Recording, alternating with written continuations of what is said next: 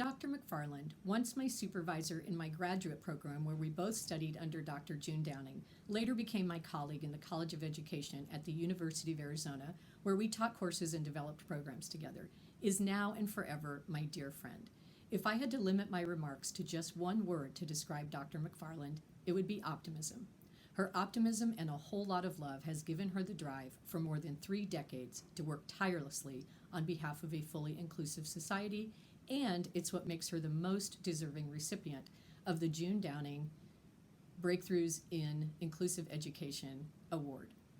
Early in her life, Dr. MacFarland was inspired by another optimist, Annie Sullivan, Helen Keller's devoted teacher.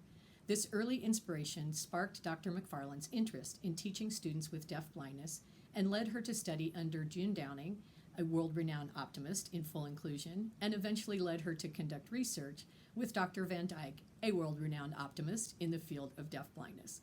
Since her early research, Dr. MacFarland's optimism has allowed her to have a great capacity to create and develop innovative teacher preparation programs, state certification programs, and inclusive education for students with severe disabilities.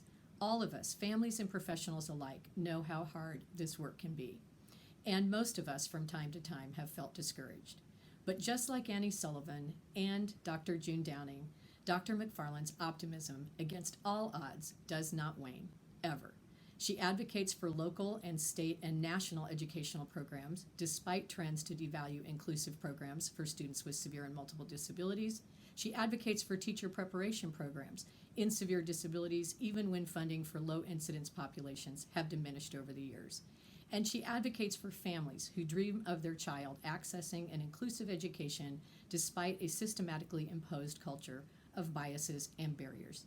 She's done this at times without support, without pay, without funding, and without mutual values that support full inclusion of students and adults with disabilities in all aspects of life.